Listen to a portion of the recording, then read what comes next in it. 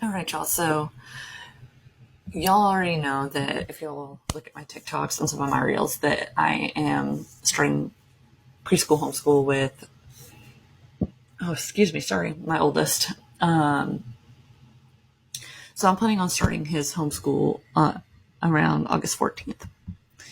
I'm working on creating him some lesson plans, kind of just outlining the way our day is going to be. It's more like a schedule than it is a direct lessons plan because he's still 2.5. So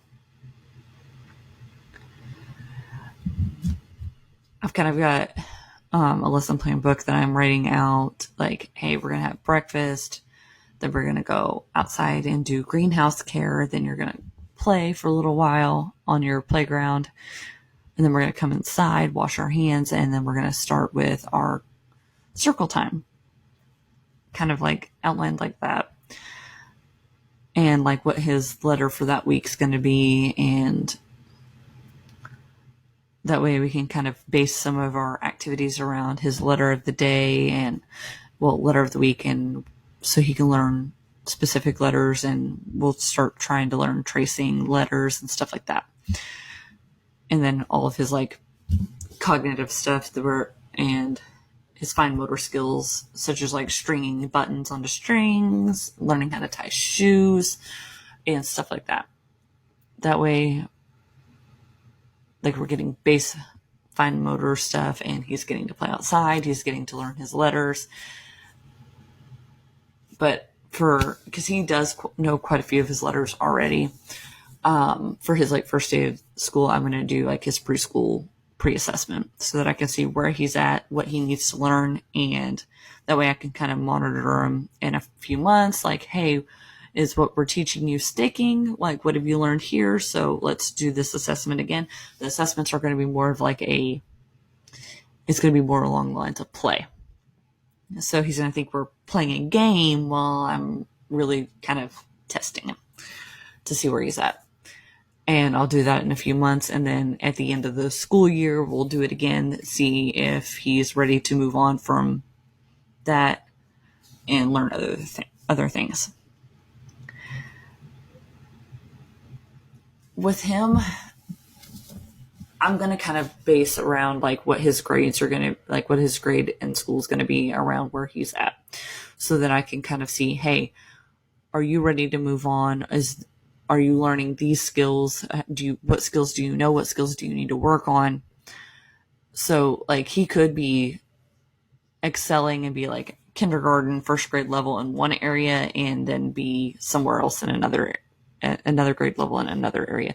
So I'm going to tailor the curriculum and stuff like that to where he's at and what he needs to know, kind of do it along those lines so that he's not getting all one deal and something being super easy and him not wanting to focus on it because it's too easy for him, or something being way too hard and him not wanting to focus on it because it's way too hard.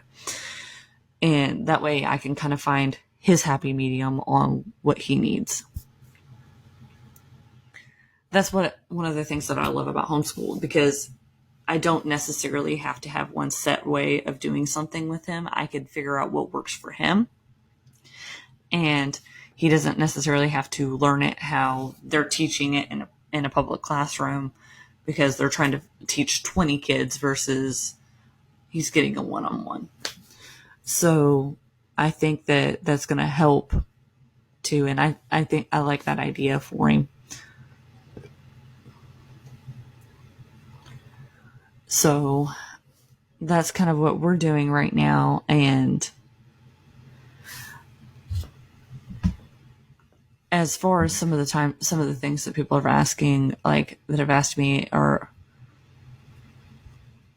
what ways do I recommend someone learning for like preschool, kindergarten level, like super young kids?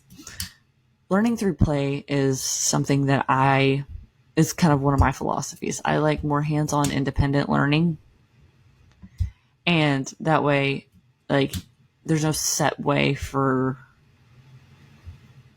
the kids to be like, oh, you have to sit down and learn for 8 hours a day. You're not allowed to move. You have to listen and do things that way. Whereas if we're learning through play, they're going to want to engage. They're going to want to listen to what I have to say, and they're going to want to do the activities.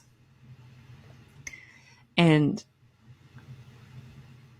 there are ways that they can learn the skills that they need to learn through pretend play, through imaginative play, through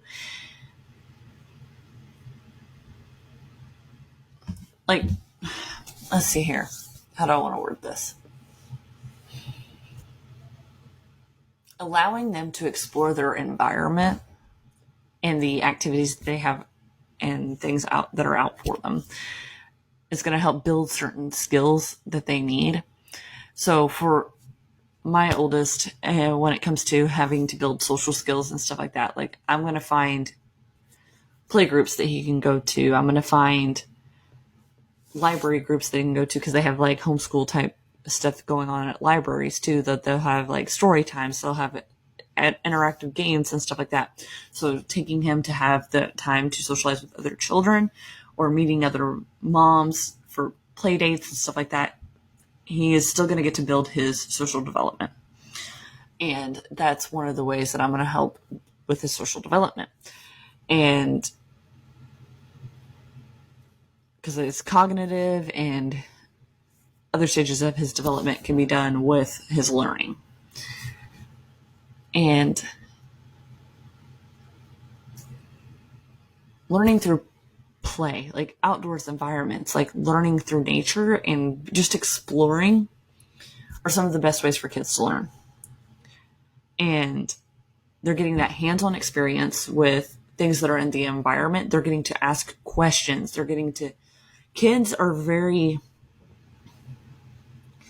curious, and it is awesome that they're curious, but too many times we tell them, hey, you're asking too many questions. No, I want him to ask me questions because then I know he's curious about something, and then I can add that to the list of things that he learns about. Like the other day, I told him, buddy, why do you got so much energy? Just kind of playing with him. And he'll go, Mama, where does energy come from? Boom, I had something I could talk to him about, something that he could learn about, something that we can focus things about.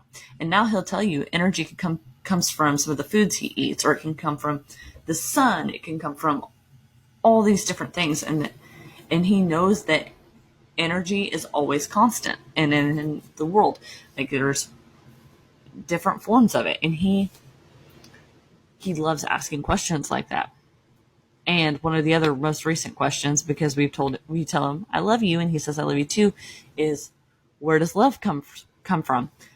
That's a big one. That's a hard one that I've had to try to figure out how to explain to him. I've explained it to him the best way I possibly can right now. And that is appeased him for now. So I want to play into his natural curiosity for learning. That way he enjoys and loves to learn. And making activities and fun play and me just getting involved with him and acting like a big kid helps him to want to learn. And I think that's my best advice I can give is know your child, know what works for them. And whether your child wants more structure, learns better through structure and a set thing, or whether they learn better through fun, silly play. Don't be afraid to get silly with your child when you're trying to teach, because they will remember it. Absolutely 100%. They will remember it. And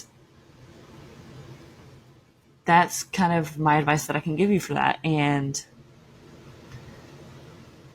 just have fun and enjoy these young years with your child. And I hope you all have a wonderful day, and God bless. I will see you in my next video. Bye.